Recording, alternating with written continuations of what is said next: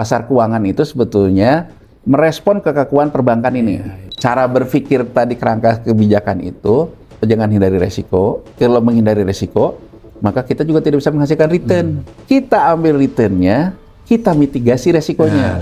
Bahwa persepsi yang melebihi fundamental yang di luar ambang batas berpotensi akan melahirkan krisis. Itu yang bubble itu ya. Itu yang bubble. Terlalu tinggi, tiba-tiba pecah. Ternyata DSR kita nggak pernah bagus, Mas Awalil. SBN yang diterbitkan, omongan Mas Awalil tadi, bukan untuk pendalaman pasar keuangan, untuk mengatasi persoalan-persoalan belanja yang kebanyakan.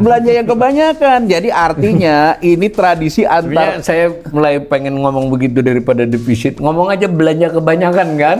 Kebanyakan dan belanjanya jelek gitu loh. Tapi setidaknya dalam pengalaman saya di masa lalu terkait dengan pekerjaan saya tahu Soros. Tahu apa akibat perbuatan Soros. Dan menurut saya, Soros hanya memanfaatkan ketergelinciran kita.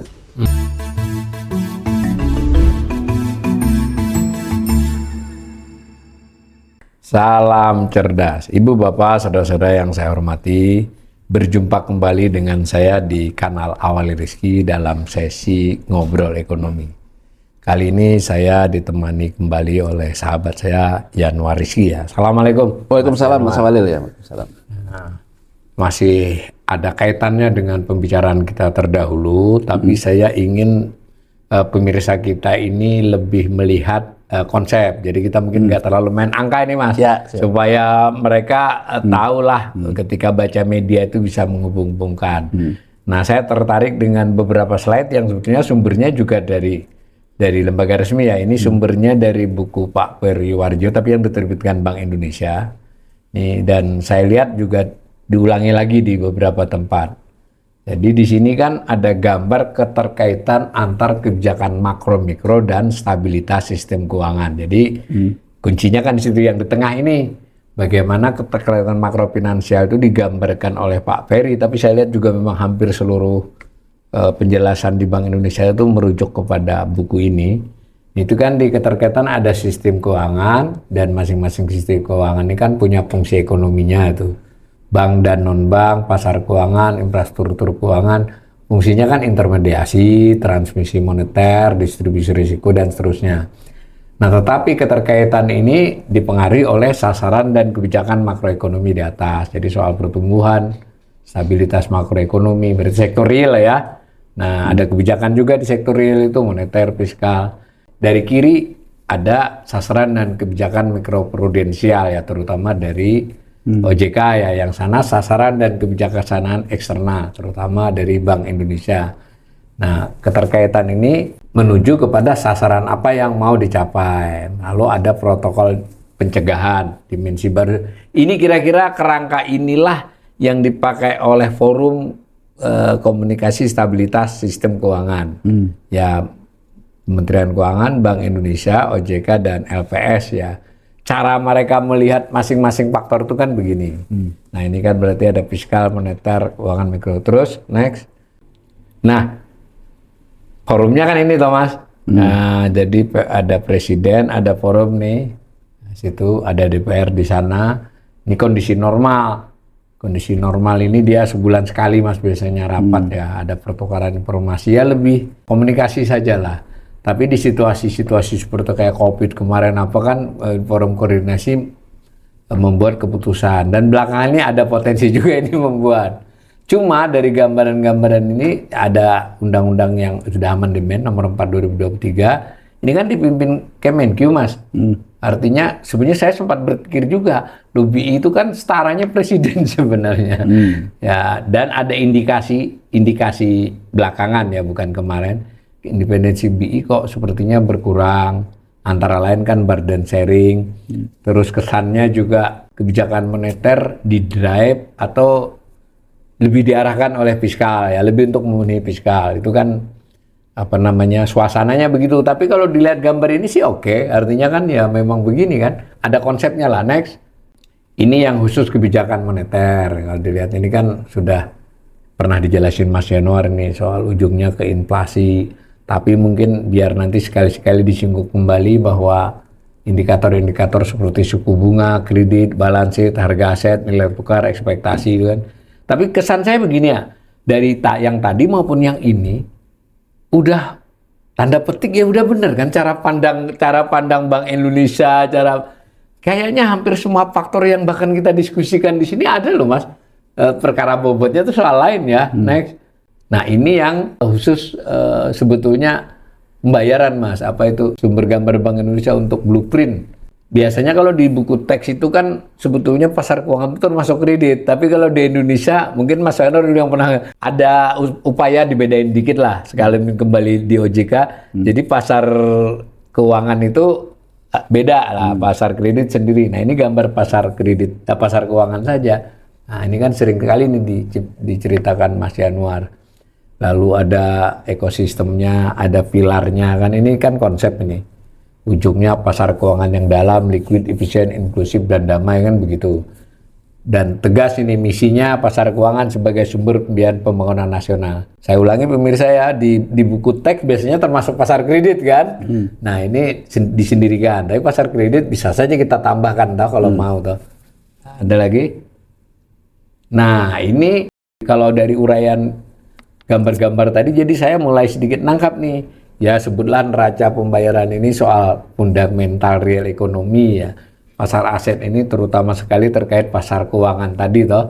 Sedangkan kondisi paritas ini meskipun berhubungan dengan ini tapi kan lebih ditentukan oleh global ya, the Fed bagaimana. Nah mereka ini mempengaruhi nilai spot. Bahkan bisa kita tambah sebenarnya nilai forward pun terpengaruh ya. Tidak hanya spot. Nah karena itu ada kepentingan untuk memperdalam, mengefektifkan pasar uang dan pasar modal, begitu juga sistem perbankan kan. Kurang lebih begitu. Untuk kali ini saya pengen kita dibawa ke penjelasan yang lebih umum untuk menjelaskan bagaimana stabilitas sistem keuangan itu terbentuk, apapun kondisinya ya. Dari faktor-faktor apa, indikator-indikator yang biasa diamati yang penting itu apa, dan nanti mungkin di percakapan berikutnya soal kebijakan. Ya, jadi gini Mas Awalil, kita harus kembali dulu ke titik pangkal terkait dengan intermediasi. Ya betul tadi. Intermediasi. Ya. Jadi sebetulnya mau kita ngomong sistem perbankan lewat kredit. Ya.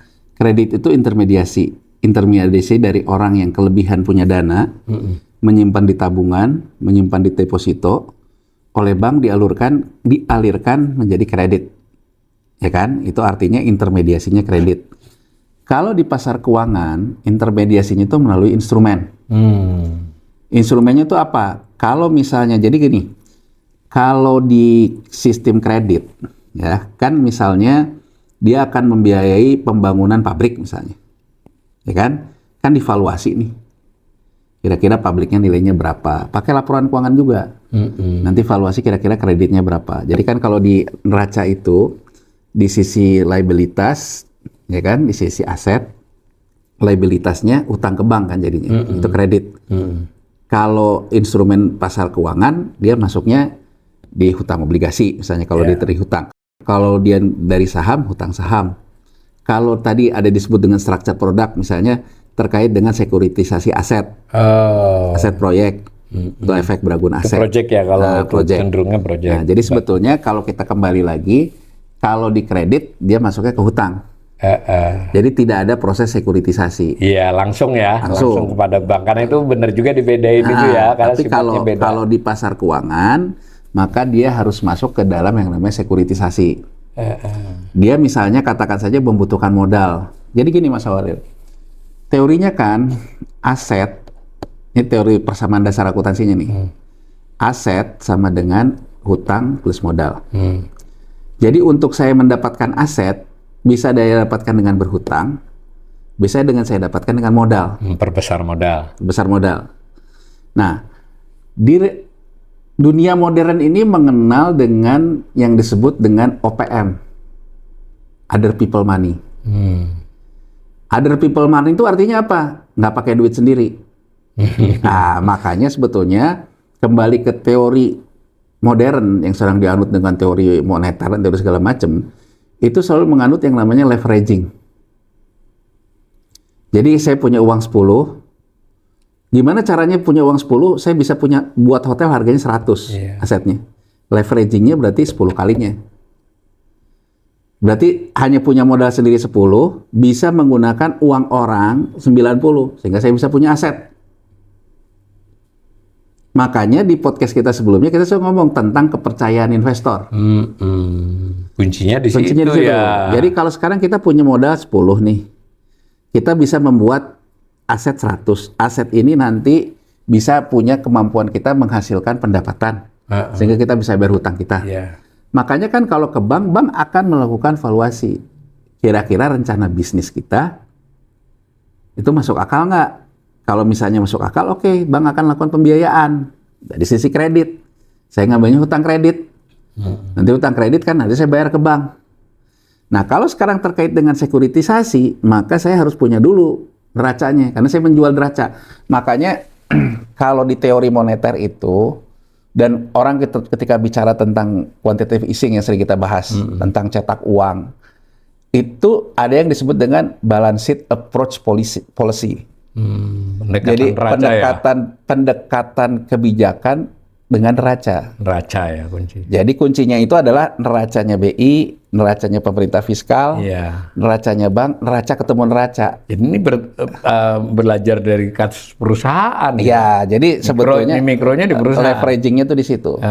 Makanya kan muncul lagi teori velocity of money. Kecepatan perputaran uang. Pasar kredit yang sifatnya cenderung tradisional, ketika kredit diberikan oleh bank, itu sebenarnya velocity of money-nya rendah dibandingkan dengan pasar keuangan misalnya. Gitu loh, karena velocity of money-nya itu rendah, sebetulnya leveraging-nya pun rendah. Ya, menghasilkannya tidak bisa banyak-banyak, bisa 2 kali lipat doang misalnya. Ya, jadi artinya kenapa?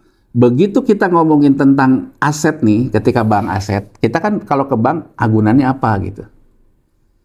Kalau kita macet, agunannya kan diambil. Nanti kan kredit itu diberikan berdasarkan berapa nilai agunan. Nah, ketika kita memvaluasi nilai agunan dengan kredit yang diberikan, kalau kita hitung velocity of money-nya nggak sebesar di pasar keuangan misalnya. Jadi kalau misalnya katakan aja bank ada loan to cash ratio, ya kan, rasio pemberian hutang dibandingkan dengan rasio kas-nya. Ada penghitungan bagaimana hutang diberikan berdasarkan berapa agunannya kan. Misalnya yang sempat ramai ketika kemarin sektor properti sedikit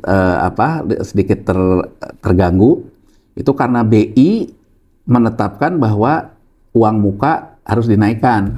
Itu dianggap oleh sektor properti memberatkan. Gitu kan. Kenapa? Karena ada pemahaman itu tadi Mas Walil, semakin besar saya bisa OPM other people money. Iya, pakai duit orang, gitu ya. Maka sebetulnya kecepatan bertumbuh saya lebih tinggi. Besar. Misalnya ya, saya mau bangun hotel, pinjam ke bank. Bank bilang, oke, tanahnya berapa nilainya segini. Oke, tanahnya diagunkan. Oke, kamu punya apa lagi? Punya deposito. Oke, agunkan. Dari nilai agunan ini kan Mas Walil. Dikaliin. Sementara ini ketika diagunkan diam. Tidak bisa lagi velocity of money-nya terbatas. Tapi bayangkan kalau sekarang saya butuh uang.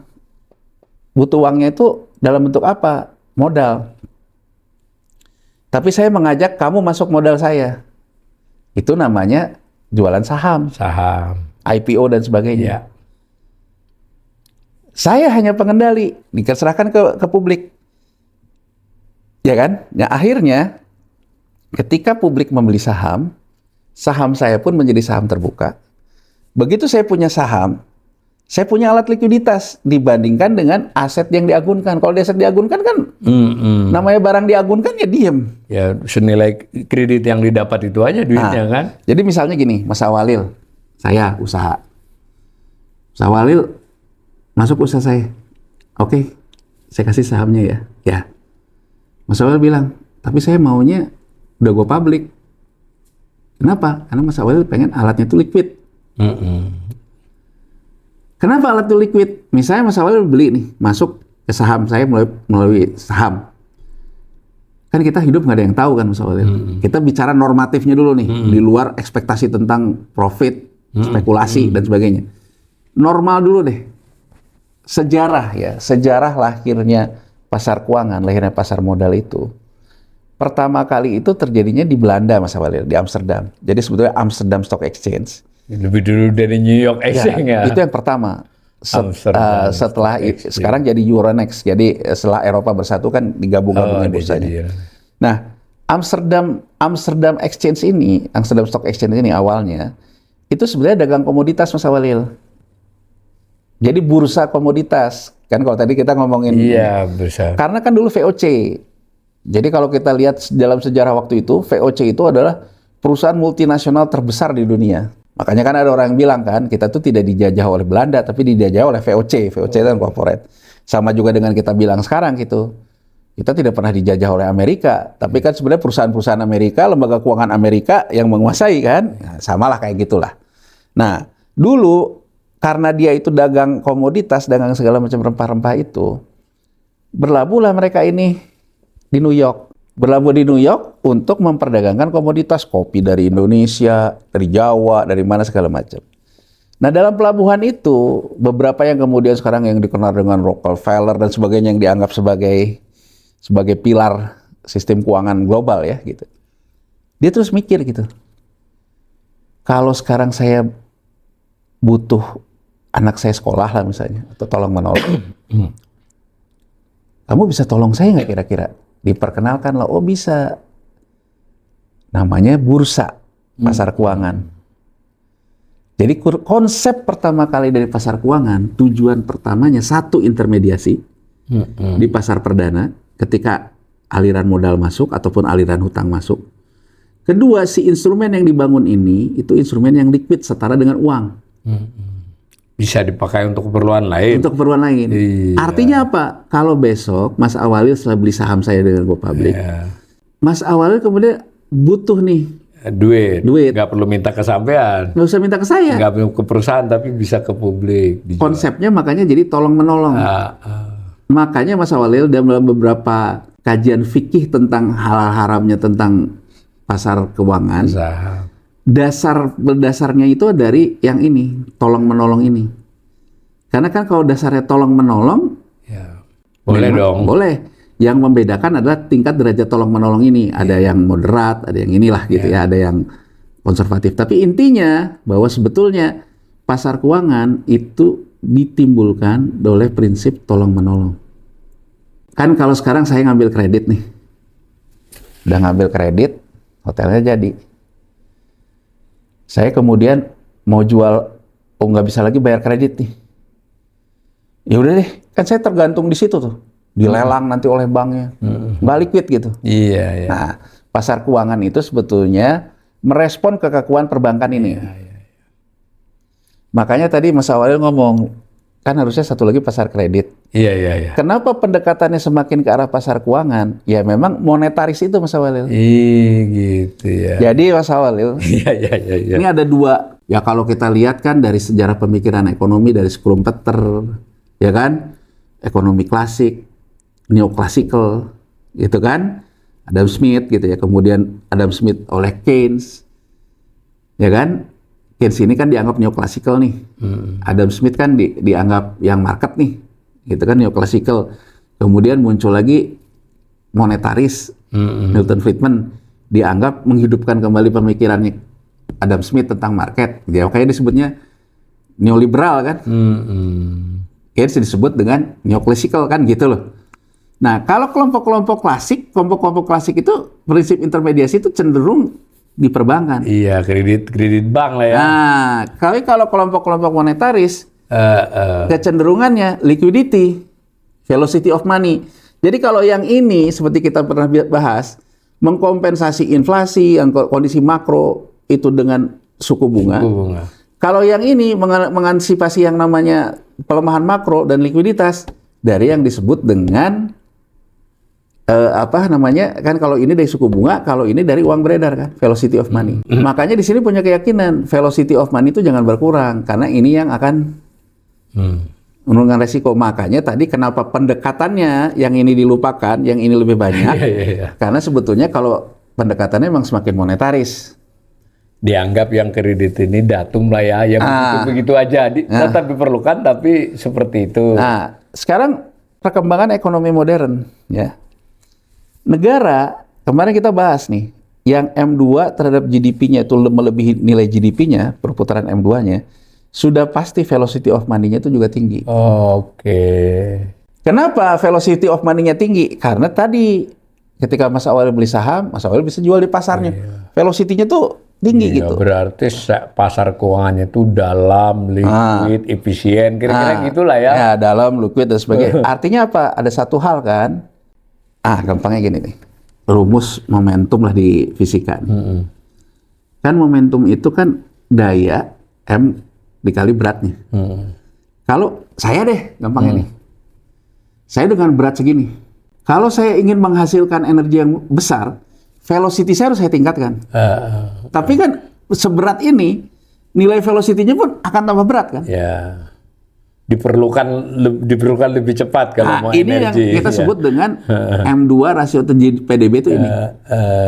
Kalau PDB-nya makin besar dan si M2-nya juga bisa memutarkan lebih besar, jadi kan sebetulnya meskipun gemuk saya itu lincah. Iya, itu ditunjukkan oleh rasio M2 terhadap GDP ya. Jadi artinya meskipun debt to GDP rasionya besar, tapi M2 to M2 terhadap GDP-nya juga gede. Besar. Jadi meskipun saya menyerap surat hutang yang besar untuk pembiayaan fiskal pemerintahnya, tapi saya juga bisa memutar uang itu dengan velocity of money yang lebih tinggi. Itu kemarin kita bahas, Indonesia ini termasuk perputarannya rendah ya. Jadi karena kita ini masih pendekatannya lama, perbankan kan cenderung stagnan begitu dapat kredit.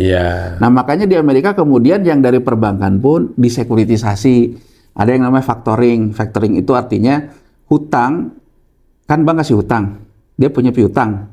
Bank punya piutang ke yang ngambil kredit. Nah piutang ini kemudian disekuritisasi masuk pasar keuangan, namanya factoring. Ini yang kemudian menyebabkan krisis di Wall Street. KPR. Jadi KPR-nya, bank punya tagihan KPR. KPR-nya disekuritisasi. Sekuritisasinya dijual di Wall Street. Sekuritisasi seolah-olah dia menjaminkan gue ini punya tagihan, gue butuh duit kan gitu toh. KPR Mas Awalil, karena itu di sistem perbankan, dia tidak di pasar keuangan, maka velocity of money-nya itu berhenti. Buat bank kehilangan peluang kan? Saya kehabisan nih darah nih untuk mengucurkan kredit lagi. Saya punyanya aset hak tagih. Hak tagih ya. Piutang. Agar saya aset hak tagih ini bisa saya duitin gimana? Ya harus saya jual. Disekuritisasi. Nah, makanya muncul ide pendalaman pasar keuangan tuh di situ Mas Awalil. Jadi artinya bahwa ekonomi kalau ingin dia memiliki value added yang besar, perputaran ekonomi yang lebih besar, mau nggak mau tuh harus pada akhirnya dimasukkan ke pasar keuangan. Bahkan kalaupun dari kredit pun, kalau mau ada velocity-nya tuh pasar keuangan. Ambil contoh gini deh. Ambil contoh di podcast kita sebelumnya. Pemerintah sekarang lagi membutuhkan bank domestik menyerap surat utang pemerintah yang baru. Kalau pemerintah juga menyuruh bank itu tidak memperdagangkan meskipun bisa diperdagangkan, maka kan berhenti dia. Velocity of money-nya pun berhenti. Artinya, Mas Awalil, perbankan hanya mengandalkan penerimaan kupon. Ini kita ambil logika sederhana. Saya pegang SBN pemerintah 100. Tapi pemerintah bilang jangan ikut trading ya, karena ini lagi nggak bagus. Makro mikro prudensial tadi yang dimaksud. Jadi disuruh hold. Ketika hold, dia hanya mengandalkan penerimaannya di kupon, bukan dari keuntungan trading. Kan gini. Kalau saya ambil SBN pemerintah di bulan Januari, saya trading. Muter. Sampai nanti pemerintah bayar kuponnya di Maret. Di Maret saya tetap pegang. Artinya, kupon Maret saya dapat. Keuntungan trading saya dari Januari sampai Maret saya dapat. Ini yang disebut dengan money printing nih Mas Awal nih. Jadi kalau orang ngomong cetak uang tuh di sini gitu loh. Tapi kalau sekarang saya tidak boleh ikut trading. Saya hanya mengandalkan ini kan. Keuntungan trading saya nggak bisa dapat. Ya, sekarang ambil contoh Mas Awalil.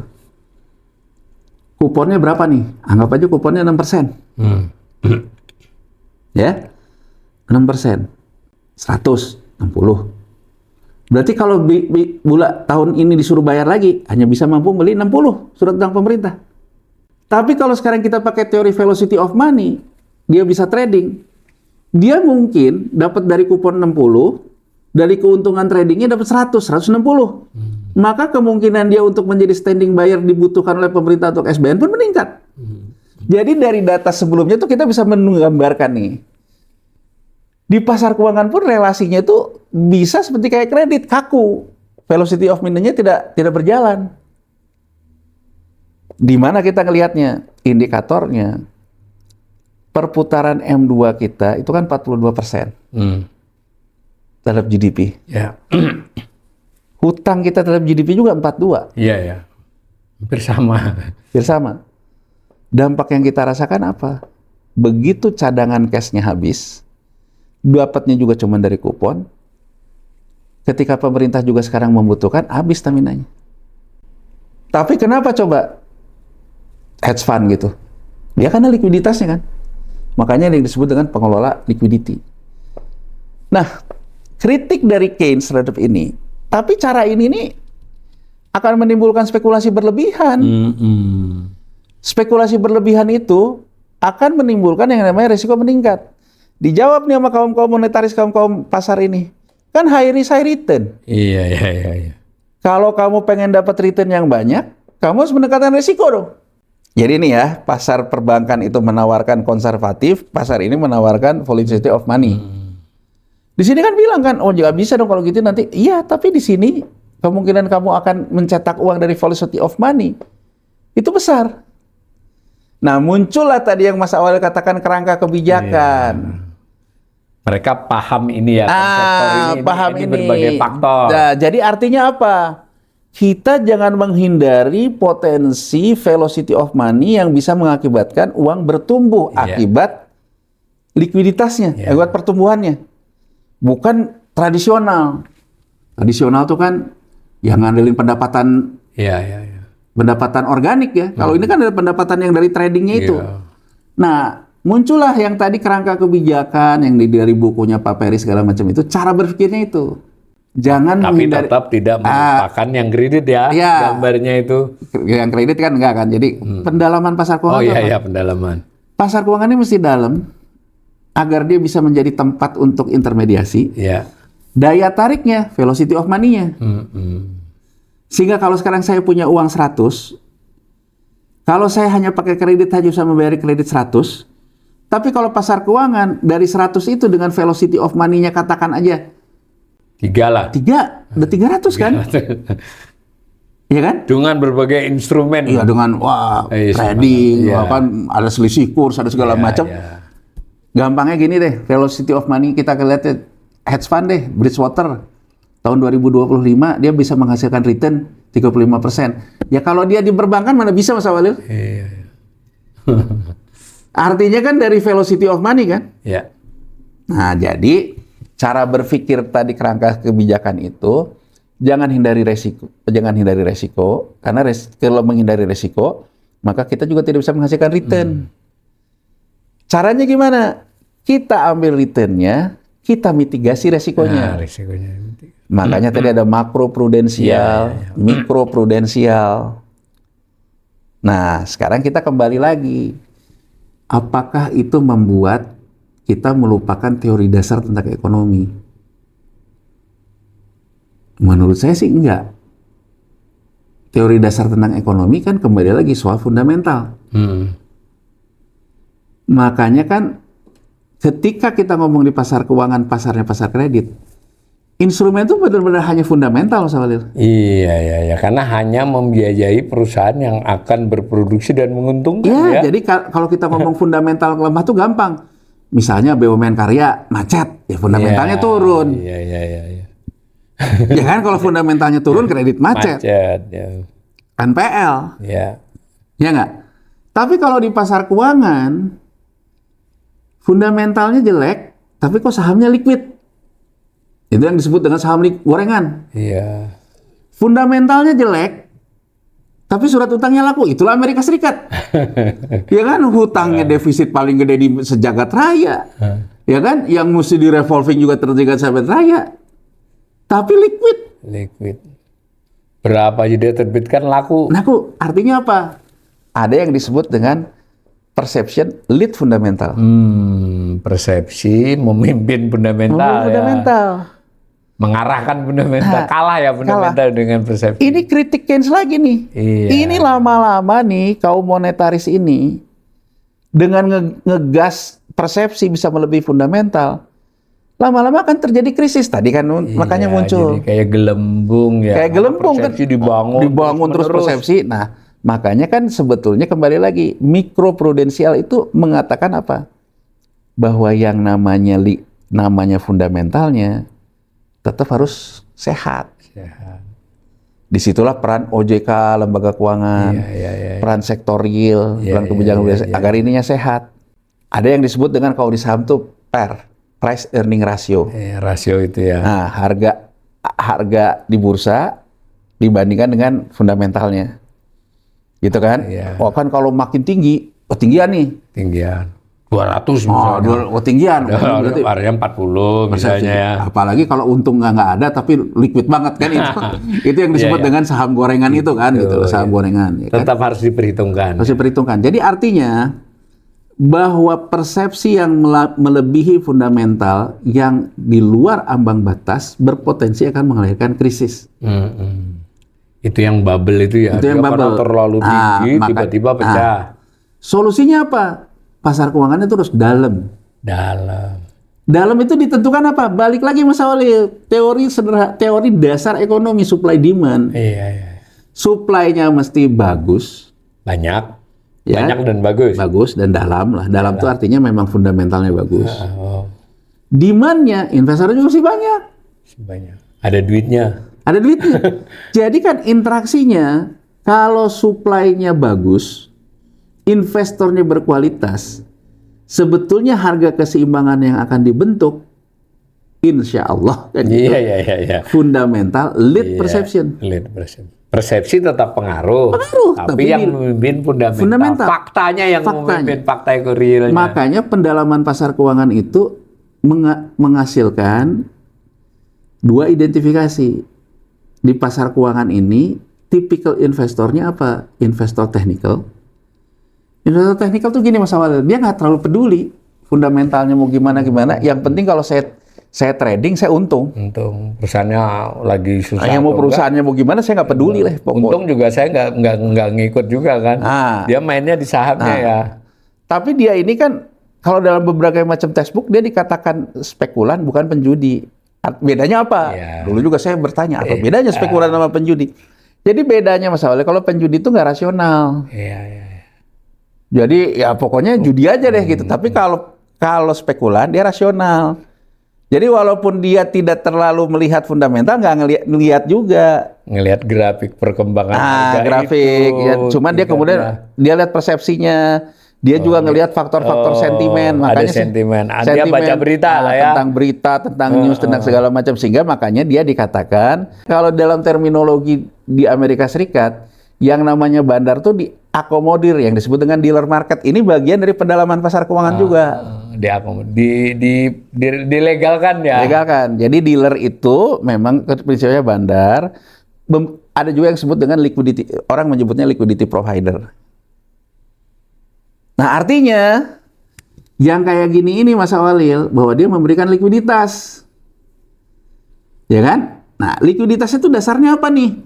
Kalau dasarnya jangan terlalu jauh nih sama fundamental, ada yang disebut dengan market specialist.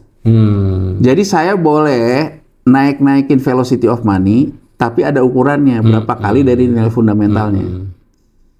Ada yang terlepas betul dari sini. Orang sebut dengan market maker. Nah, dalam sistem makro yang besarnya, yang dalam posisi market maker ataupun market specialist itu adalah bank sentral. Jadi bank sentral melakukan equilibrium terhadap nilai tukar. Kita sering dengar kan, Gubernur BI ngomong rupiah undervalue terhadap fundamentalnya. Ini dalam posisi bahwa dia dalam posisi seperti market specialist. Bahwa berdasarkan assessment dia, ini fundamentalnya ekspor impor. Neraca fiskal pembayaran. pemerintah, neraca pembayaran segala macam. Harusnya rupiah itu sekarang ini udah ketinggian nih persepsinya. Kalau ketinggian, ya kan, berarti kan dia harus koreksi. Koreksinya gimana? Ya ngoreksi ke pasar kan? Masuk ke pasar, yang disebut dengan intervensi kan? Iya. Jadi intervensi itu didasari dia karena under value ya. Under Kalau value. dia nggak melihat under value nggak mungkin intervensi kan. Alangkah indahnya dunia ini kalau sesederhana itu, gitu loh Mas Walil. Jadi sesederhana Iya, itu. iya. Kalau sesederhana itu bahwa Ini harga ketinggian masukin turun gitu. masuk turun. Iya. Berarti kan BI itu berusaha efektif menjadi bandar. Iya. Makanya kan saya selalu mengatakan gini Mas Walil. Banyak omong, itu nggak salah Mas Walil. Salah satu yang living legend soal ini tuh Alan Greenspan yang sampai 4 kali jadi chair the Fed. Suka ngomong itu orangnya. Ngomong, tapi masalahnya dia kalau misalnya ngomong inflasi menurut saya segini, besok di market merespon omongan dia. Sehingga akhirnya orang nggak akan ngelihat market ikut Alan Greenspan. Iya. Nggak selalu begitu. Artinya Alan Greenspan punya instrumen dalam mengeluarkan isu, dia juga punya instrumen floatingnya. Iya, dia udah anak buahnya nganalisis itu gini-gini ya. Ya. BI mungkin kalau tidak melibatkan asing di lokal aja. Bisa lah ya. BI yang paling simetrik dibandingkan bank-bank ini. Iya, dia lebih punya informasi. Oh, punya informasi. Jadi ibaratnya kalau BI ngomong gini, pasar akan ikut ke sini, semua akan ikut ini. Nah, disinilah muncul persoalan pendalaman pasar keuangan ini, Mas Walil, dari sudut pandang demand side. Ketika ada bank sentral yang berpengaruh, ada bank sentral yang follower. Ini yang tadi disebut krisis global. Nah, jadi bank sentral juga sesama bank sentral, bandar ketemu bandar. Iya, bandar kecil dengan bandar besar bisa ya. Bandar kecil, bandar besar. Jadi artinya kompleksitas pendalaman pasar keuangannya menjadi lebih kompleks. Ada faktor eksternal. Ada faktor eksternal. Ada dalam teori komunikasi Mas Walil yang disebut dengan tipping point. Jadi tipping point itu gini, saya nih pengen Mas Damar pergi ke pasar. Tapi saya nggak ngomong langsung ke Mas Damar. Mas Damar, pergi ke pasar. Enggak. Dalam teori komunikasi tipping point itu, saya ngomong ke Mas Walil, suruh Damar ke pasar ya. Suruh beli ini. Mas Walil menjadi tipping point saya. Mas Walil ngomong ke Mas Damar. Mas Walil lebih dengar sama Damar. Pergilah Damar. Sementara kalau saya langsung ke Damar, belum tentu Damar ikut saya. Iya, itu teori. Ini teori tipping point. Tipping point-nya. Nah, disinilah muncul yang namanya hedge fund, Mas Walil. Hedge fund bagian dari pendalaman pasar keuangan yang penting. Jadi kenapa The Fed itu bisa menjadi ruling currency, menjadi ruling issue, ruling segala macam? Karena dia punya arm-nya itu adalah hedge fund. Yang kalau ditanyain, emang hedge fund bagian dari The Fed? Bukan. Orang lain. Institusi lain. Tapi ibaratnya, walaupun tak terasa, bekerja sama. Dan hedge fund yang besar-besar itu Amerika. Di Amerika semua. Jadi kurang lebih, saya ngomong nih, saya akan ngomong gini. Yang di sini udah ngerti, oh maunya The Fed itu, sini geser ke sini, ya udahlah saya geser ke sini. Sini semua ikut saya kan, karena saya penggerak likuiditas di pasar.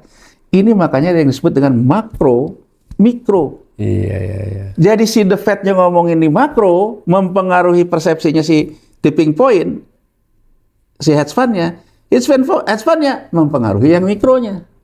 Jadi kalau kita ngomongin makro prudensial antar bank sentral, mikro prudensial antar pelaku pasar keuangan. Kompleksitas di negara lain, bank sentral di negara kita pun akan berhadapan dengan tipping point-nya maupun berhadapan dengan si antar bank sentralnya.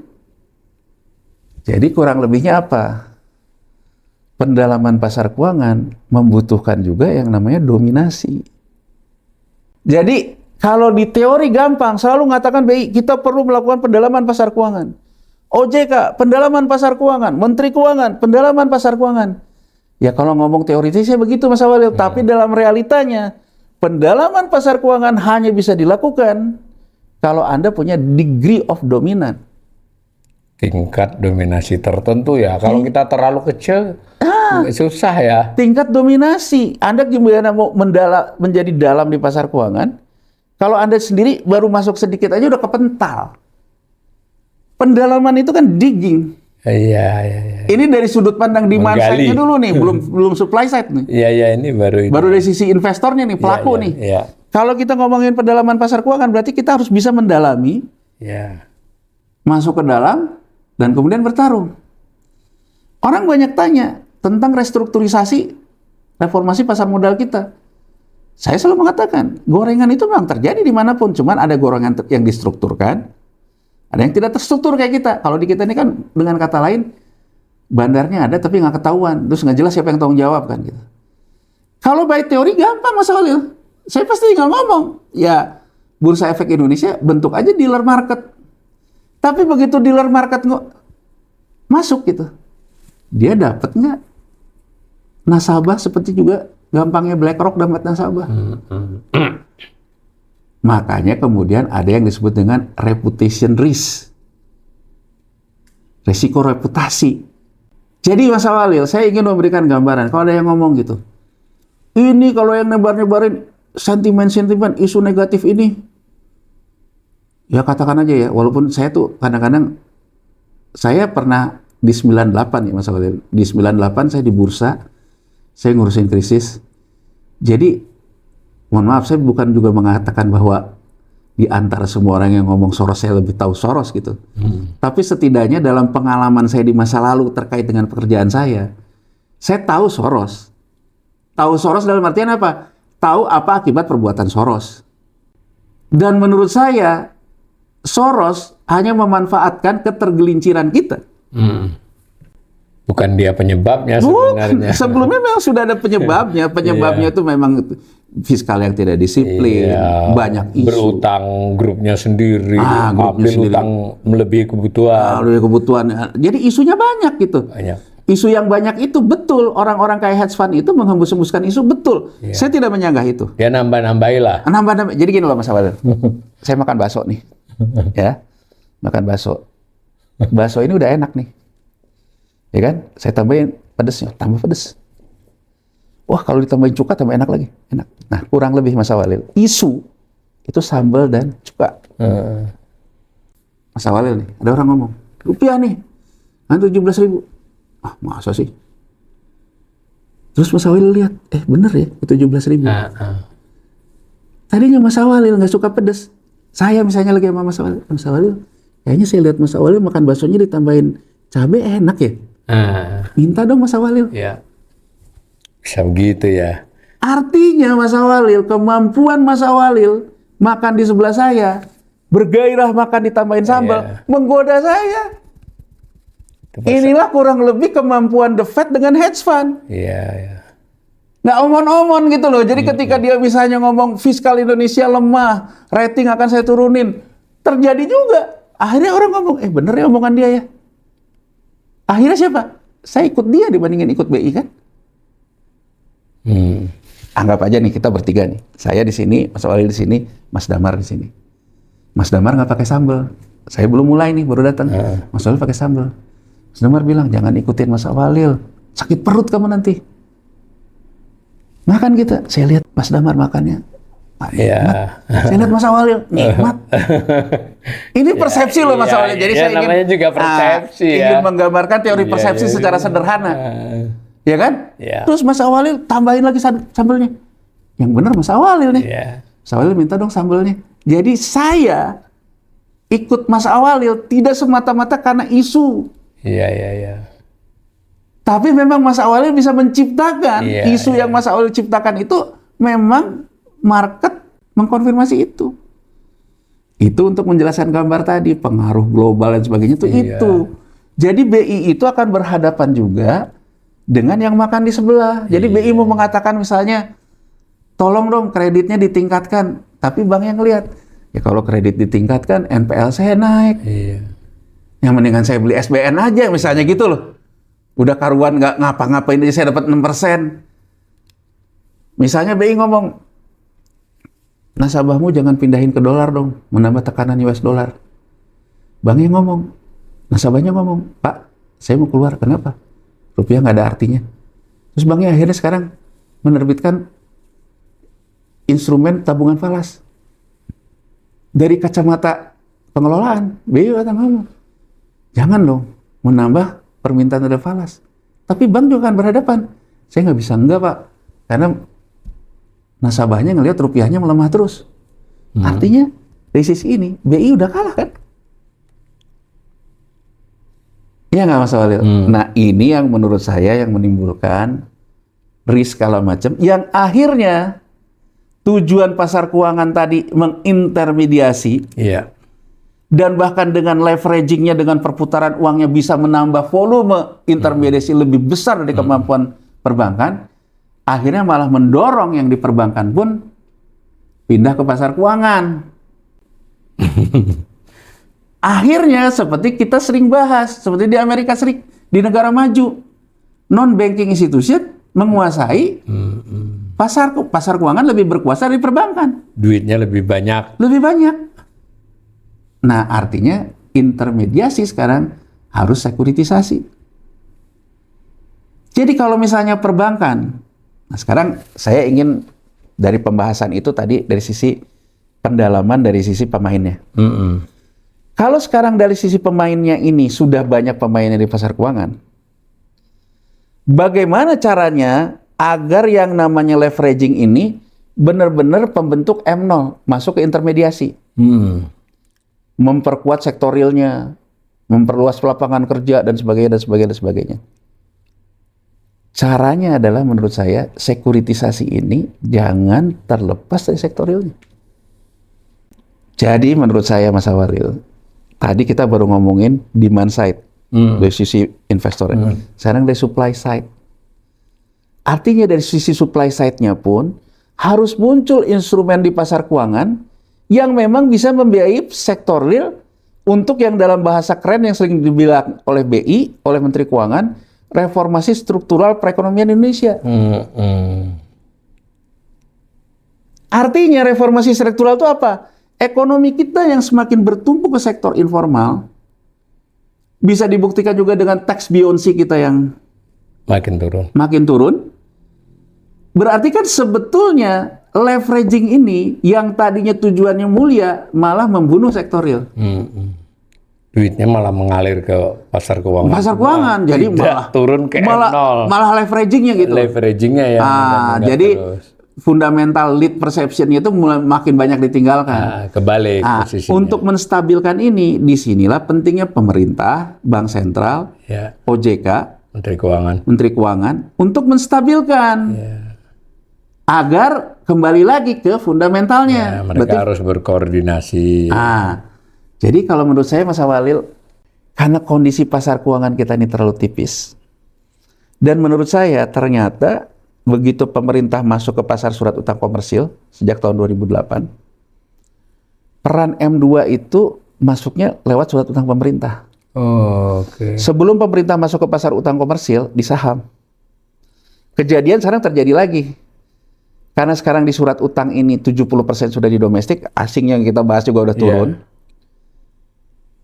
Kejadian lagi nih, sahamnya yang turun naik karena untuk kepentingan kurs, tidak pakai SBN lagi. Nah, menurut saya di sini pentingnya Mas Awalil, di mana kita melihat apakah pendalaman pasar keuangan terjadi dari sisi supply. Saya ingin mulai di sini dulu. Stop kita bicara dulu tentang pendalaman pasar keuangan itu menerbitkan berbagai macam pasar. Instrumen. Kita bahas dulu yang digital. Itu kan teknis ya. Teknis. Substansinya dulu selesai. Kita bahas dulu deh. Sekarang yang paling banyak diserap M2, ya kan? M2 masuk.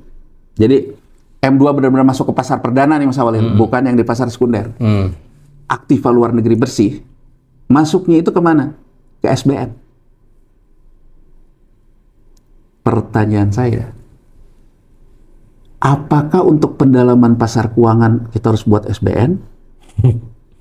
Harus buat sekuritisasi ternak bebek gitu ya? Itu kan juga pendalaman dari sisi supply gitu. Menurut saya tidak harus selalu demikian.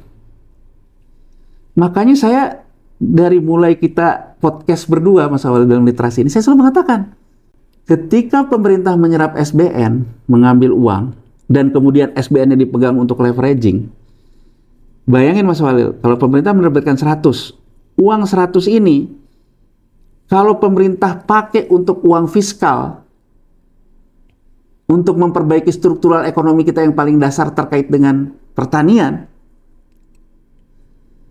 misalnya pembiayaan KUR lah, anggap saja Mas Walil, anggap saja yang paling gampang lah. Pemerintah ngambil SBN, alirkan nih ke masyarakat nih, dalam bentuk dana KUR. Tapi kalau dana KUR saja diberikan, macet. Pemerintah artinya apa? Membutuhkan institusi pasar keuangan. Oh gini deh, BUMN, kamu deh yang sekuritisasi tanah, katakanlah perhutani. Saya ingin ini untuk memudahkan ya. Nanti ada lagi teman-teman aktivis lingkungan memprotes saya lagi, seolah-olah hutan deforestasi. Ini Tapi contoh ini. saya mencontohkan aja. Mencontohkan misalnya perhutani, dia punya lahan yang besar. Saya misalnya bilang nih, inilah pentingnya pemerintah dalam hal ini, menteri non sektor keuangan, menteri sektoril. Ya. Pemerintah misalnya ngomong, ini pertanian kita itu membutuhkan yang namanya penyegaran membutuhkan land reform dalam artian luas ya Mas Walil, bukan hanya sekedar bagi-bagi tanah, tapi tanah yang dibuat produktif dan sebagainya. Oke deh, kayak perhutani, kamu punya tanah deh, kamu sekuritisasi deh tanahnya, masuk nih, ini namanya pasar efek beragun aset, pasar keuangan nih, ini pendalaman pasar keuangan. Lahan 1 hektar dibagi 10 deh, berarti 0,11 hektar. 1 hektar ini oke, buat dia menjadi prospektus, katakan saja durian gitu loh Mas Walil. Durian Anda sebagai contoh. Berapa biaya pengembangan durian? Segini. Oke, biaya sekuritisasi lahannya segini, biaya ini duriannya ini. Terus yang ngawasin agar manajemennya jalan siapa? BUMN, inkubator. Diterbitkanlah 1 paket nih Mas Walil. Ditawarkanlah ke masyarakat. Nih ada kebun durian nih. Kemungkinan nanti akan bagi hasilnya segini. Kalau kamu beli sekuritisasi ini juga akan ada di pasar EBA-nya gitu kurang lebih. Iya. Jadi kalau mau sewaktu-waktu butuh duit bisa dijual. Nah, bisa dijual. Masuk kan?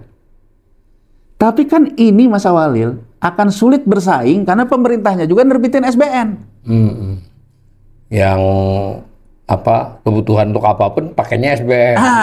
Nggak dipatok lebih dulu. Seperti kritik saya gitu. Iya. Ingin mengurangi suku bunga kredit, iya, tapi SBN-nya aja udah 6%. Iya. Kan ini dibunuh Mas Walil. Ya kan? Iya. Makanya kalau menurut saya, ya udah yang ini aja jadi underlying-nya SBN. Jadi pemerintah menerbitkan SBN, tapi SBN-nya terfokus. Tapi kebutuhan yang non-fokus banyak banget. Nah, itu dia kan. Untuk bayar bunga utang. Nah, artinya Iya. pendalaman pasar keuangan membutuhkan juga reformasi pemerintahan. Iya, di fiskalnya harus diberesin dulu. Termasuk korupsi dan sebagainya diberesin. Jadi supaya belanjanya juga lebih efektif. Jadi di sini gambar Pak Peri itu nggak bisa hanya diselesaikan oleh seorang gubernur Bank Indonesia. Iya. Sebenarnya dia ngaku juga loh dengan gambar itu. Iya, jadi artinya kan bener. Agar SBN itu punya kan gini Mas Walil, coba kita lihat. Dan menurut saya gini loh, biar kita nih fair juga, karena saya udah coba lihat, coba ngitung Mas Walil. Kita tuh masuk ke pasar utang komersil itu dari 2008. Saya pernah nanya ke EI nih, tolong berikan data DSR dari tahun 2008 sampai hari ini. Ternyata DSR kita nggak pernah bagus Mas Walil. Iya. Artinya apa? SBN yang diterbitkan, omongan Mas Walil tadi, bukan untuk pendalaman pasar keuangan, untuk mengatasi persoalan-persoalan belanja yang kebanyakan. Jadi artinya ini tradisi antar. Saya mulai pengen ngomong begitu daripada defisit. Ngomong aja belanja kebanyakan kan?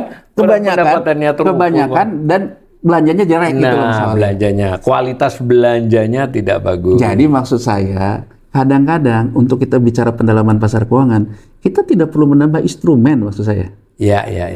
Cukup satu instrumen, Iya. tapi kita fokus membenahi fundamentalnya. Iya. Kan kalau sekarang bahasa yang dikembangkan oleh BI, oleh OJK, oleh Menteri Malah Keuangan. teknis semua tuh. Tata cara settlement, digital apa ya. Jadi kesana-sananya gitu. Ya ini teknis lah. Kalau fundamentalnya nggak bagus mau dilancarin kayak apa ya tetap nggak Makanya bagus kalau kan. menurut saya kenapa kita nggak fokus? Iya. Satu-satunya yang direspon pasar SBN, ya lewat SBN inilah saya mendalami Iya. Yang lain-lain. fundamentalnya. Jadi Mau diturunin kayak apa aja, yield apa, biaya kalau SBN yang ngasih 7% ya, yang lain nggak jauh-jauh dari itu kan. coba Mas Walid, kalau sekarang kita nerbitin SBN, bunganya 6%. 7 mas sekarang kalau yieldnya hampir 7. 7. Dengan penerbitan SBN ini, naikin yang namanya DSR, katakan DSR naik. Ya. Bukan DSR, biaya bunga. Bunga. Ini misalnya kita terbitin SBN hari ini. Biaya bunga tahun depan tuh naik 10% gitu. Iya. Tapi kalau 1 tahun setelahnya, pajak saya naik 20%, nggak apa-apa dong. Saya nambah bayar bunga 10, tapi dari 10 ini saya bisa menghasilkan pendapatan 20. 20 pajak. Ini yang disebut dengan tax buoyancy kan? Iya, kalau kita naikin 10, pajaknya cuma naik 7 atau 6 ya berarti Iya, berarti belanjanya buruk kan? belanjanya buruk. Jadi saya ingin mengatakan, Lebih simpel sebenarnya ngelihat begitu ya. ngelihat ini simpel aja gitu, ngelihat ini simpel. Jadi artinya kalau sekarang kita ingin pendalaman pasar keuangan, mungkin cukup instrumen ini, tapi kita benahi dengan benar gitu loh Mas Walil. Yang lain tuh perbaikan teknologi aja lah. Iya, yang lain-lain tuh perbaikan berikut. keamanan lah. Jadi gini loh Mas Walil, Karena inovasi instrumen itu nyaris nggak banyak gunanya ketika yang utama-utama ini nggak diberesin ya ya. makanya coba di kita Mas Walil, nerbitin banyak instrumen, pasar-pasar derivatif nggak jalan, karena memang pasarnya tipis. Iya. Nah selalu dibilang bahwa instrumennya sama, menurut saya karena demand side-nya juga memang tipis. Iya. Jadi kalau menurut saya dengan posisi yang sekarang, kadang-kadang menurut saya kita realistis saja. Demand side kita datangnya orang masuk ke pasar surat utang pemerintah. Ya udah pendalamannya di sini aja. Begitu nanti sini mulai bertumbuh, kita mulai bergeser jadi kayak Cina, jadi negara. Bolehlah barulah kita ngomong yang lain-lain. Tapi kalau sini aja belum langkah, udah ngomong pengen, waduh, menurut saya kecepatan. Dari samping kecepatan ya akhirnya ujung-ujungnya menimbulkan risiko menimbulkan juga risiko. ya, karena bagaimanapun semua instrumen, semua apa itu ada risikonya. ya, karena kan balik lagi Mas Walil. Seperti yang Saya ingat tadi kan Amerika yang sudah sedemikian advance-nya saja sempat mengalami risiko ketika subprime mortgage itu ya. Ini Amerika nih Mas Walil. Saya ingin memberikan gambaran di Amerika ya. Amerika ketika subprime mortgage itu terjadi, ya kan? Yang terjadi itu adalah sebetulnya kan gagal bayar. Kenapa gagal bayar terjadi? Ini biar kita jelas nih. Antara kaitan fundamental, tidak melulu pasar keuangan itu tidak tergantung kepada yang namanya pasar kredit. Iya. Ya. Ketika bank kasih KPR-nya biar liquid, dia jual ke subprime mortgage. Iya. Ya kan? Ketika KPR-nya adalah KPR kelompok kelas bawah. Iya. Kalau di kita yang 3 juta perumahan besok lah. Iya. Kan? Nah, mereka bayar bunga ketika Fed rate-nya itu rendah, Mas Walil. Jadi inflasi rendah, Fed rate rendah. Itu ya. Sebelum QE. Sebelum malah. Jadi ini ketika era Krismon Asia. Iya. Krismon 70-an ya? 98. Oh iya. Mana 98 ya. Jadi 98 itu kan Asia Krismon nih. Karena suku bunga ini kan. Karena Asia Krismon kan uang tuh semua akhirnya balik yang di orang bilang soros-soros gitu loh. Iya. Nah, jadi akhirnya Amerika punya ruang untuk menurunkan lagi suku bunga yang rendah. Gitu loh Mas Walil. Duit banyak balik ke sana. Nah, balik ke sana. Suku bunganya rendah, ketika uang juga banyak balik, dipakailah untuk memberikan kredit ke kelompok bawah perumahan. Ya kan Mas Walil, di saat bunganya rendah. Di 2000 setelah kredit itu banyak disalurkan, bank itu kemudian menimbulkanlah instrumen yang namanya subprime itu, MBS. Karena dia butuh likuiditas. Jual di pasar. Tahun 2002 ketika Asia mulai pulih lagi, Alan Greenspan mulai teriak-teriak terkait dengan defisit neraca perdagangan. The Fed naikin lagi bunga tinggi dari 2003 sampai 2005. Makanya saya selalu bilang bumerangnya Greenspan. Jadi bayangin Mas Walil, sebelum 2003 bunga rendah, banknya banyak menyalurkan KPR dengan bunga rendah. Di 2003 sampai 2005, Alan Greenspan balikin bunganya tinggi. Maka yang bayar KPR juga bunganya naik. Yang KPR-nya di sini nggak bisa bayar kreditnya ke bank. Nggak bisa bayar kreditnya ke bank, yang punya instrumen juga gagal dapat kuponnya karena si banknya juga nggak bayar kreditnya, nggak dibayar. Jadi ini pelajaran bahwa pendalaman sektor keuangan itu, pasar keuangan itu juga ada risiko-risiko. Ada risiko. Itu. Ketika si sektor realnya sakit, musuh hebat apapun juga akan meletus sendiri gitu loh Mas Walid. Jadi maksud saya kan itu pelajaran penting tuh. Tapi kalau dari gambar-gambar tadi udah ngerti loh sebetulnya pihak Bank Indonesia dan Kementerian Keuangan. Tinggal bagaimana, karena memang di detail-detailnya itu tetap sama juga dengan sekarang Mas Walid. Dengan sekarang itu kan kita itu kenapa pertanyaannya kan tadi Mas Walid juga nanya gitu. Kenapa sekarang tuh di drive semuanya oleh fiskal? Karena karena saya tadi bilang Mas Walid, uang masuknya itu yang besar itu ke SBN. Bahkan dari asing sekalipun. Dari asing sekalipun. Sehingga sekarang kalau misalnya SBN-nya bermasalah, bank yang ngambil SBN pun akan ikut masalah. Jadi artinya menurut saya, kegagalan pendalaman pasar keuangan di kita yang menimbulkan resiko saat ini, bukan hanya karena instrumennya yang kurang. Tapi pasar keuangan yang kita masuki, sektorialnya terganggu. Dalam hal ini fiskal pemerintah. Gitu Mas Walid. Kayaknya kita cukupkan dulu segitu. Ini berarti nanti bagian-bagian ini saya. Tapi mudah-mudahan sudah terkoneksi nih. Jadi artinya bahwa instrumen itu dasarnya sekuritisasi sektorial. Betul. Dia intinya di leveraging. Tapi yang namanya leveraging itu ada batasnya. Ada batasnya. Dia perlu dan penting untuk mempercepat, tapi harus tahu batasnya. Kalau kecepatan repot. Dan yang paling penting lagi, uang leveragingnya sendiri pun harus masuk lagi ke sektorial. Ya, untuk memperbaiki fundamental supaya bisa mempercepat lagi berikutnya. Jadi makro-mikro prudensial itu bergerak di sini. Demikian ya, saya berdua juga tetap mengapresiasi karena dari dokumen-dokumen Bank Indonesia, dokumen-dokumen OJK maupun pemerintah mereka jelas paham hal-hal itu. Tapi pemirsa dengan penjelasan Mas Yanuar itu tahu, jangankan Indonesia, Amerika saja pernah terperosok untuk beberapa kali bahkan. Jadi mudah-mudahan kita sebagai sebuah bangsa juga selalu belajar dari pengalaman bangsa lain maupun bangsa kita sendiri, dan kita masih percaya bahwa kemungkinan untuk kondisi diperbaiki itu masih sangat besar. Tetapi harus menyertakan kita untuk ikut bersuara, ikut mengawasi, yang dimulai dengan mengetahui dulu. Nah itu maksudnya Bright dan kanal ini sekurang-kurangnya kita menyamakan dulu pengetahuan kita agar kita bisa mensikapi segala sesuatu dengan lebih bijak. Jumpa kembali di sesi berikutnya. Terima kasih. Sama-sama.